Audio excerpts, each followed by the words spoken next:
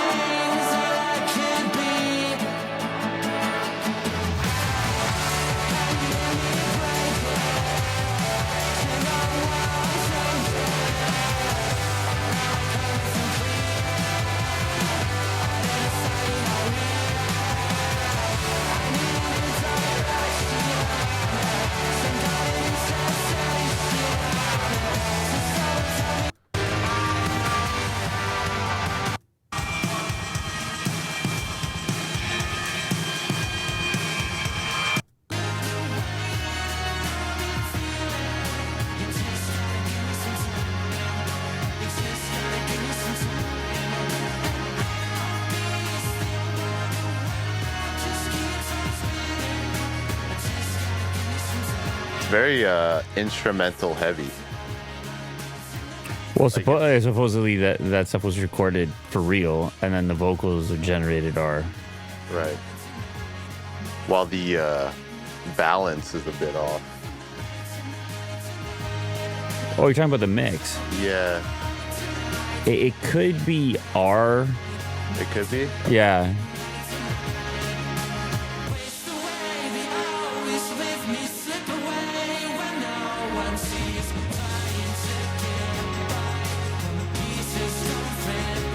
Let's see. He replied, okay, so someone says, hey, Liam, have you listened to the ISIS album yet? And he says, not the album, heard a tune.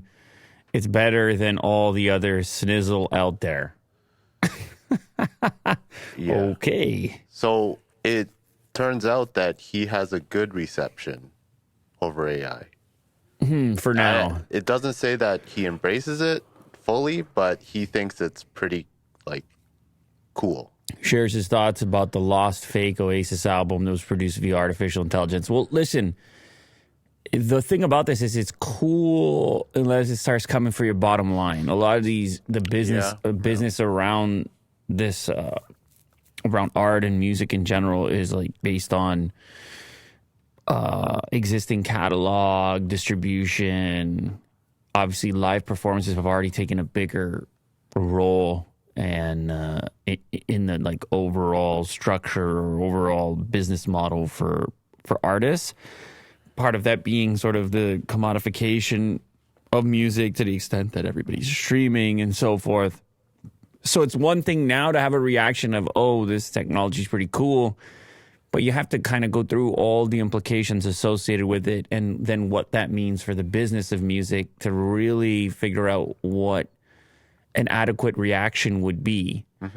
If the artists figure out a way to leverage it so that they can actually earn something from it, then okay, maybe we've got a case. But if it starts to, if other people are profiting via it, then you've got record labels. They come looking for their cash. It's the record labels. But the record labels represent the artists. Yeah. So it's even also, if the artist is like big fans of AI, I mean, it's the record labels that affect their bottom line even more so.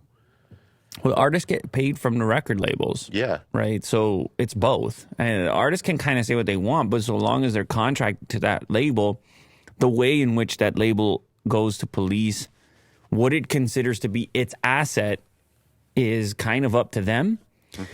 I presume that if an artist had very specifically said, don't touch my AI stuff, I don't know how a label would respond to that, if they would respect that. And all of a sudden, this stuff, like, it's kind of in a way where the short form video sites like TikTok and YouTube Shorts, have they kind of cut deals with record labels to say, hey, this is good for your music to be used Based on exposure, I guess. and get all these plays, and then that will then lead to promotion for that particular artist, which then could lead to more opportunity and ticket sales, merchandise, etc. Like maybe this is an alteration that occurs. I mean, the unfortunate part is that will the representation remain transparent? Will it continue to be called AI cis, whatever? Or will it continue to be called AI Drake? Or will people try to increasingly fool others into believing that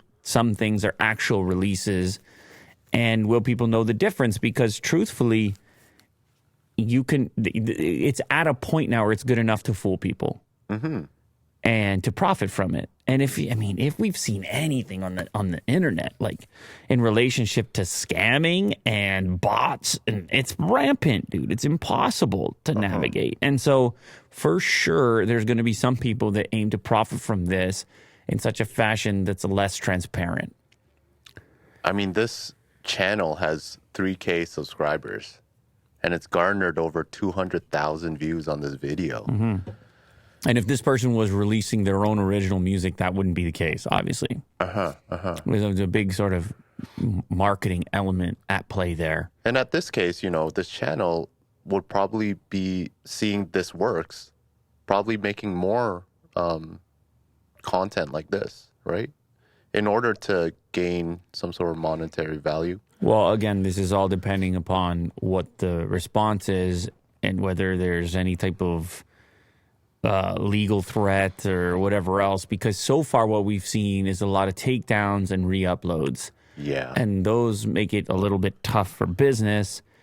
They don't shut it down, and in some cases they actually amplify the effect, but it makes it difficult for individuals to create businesses around this type of thing. This clip you just watched is sponsored by LaterCase. If you have been looking for an impossibly thin case to put on your brand new smartphone, you need to check out LaterCase, available for both Android and iPhone. Check the description of this clip in order to get a special offer.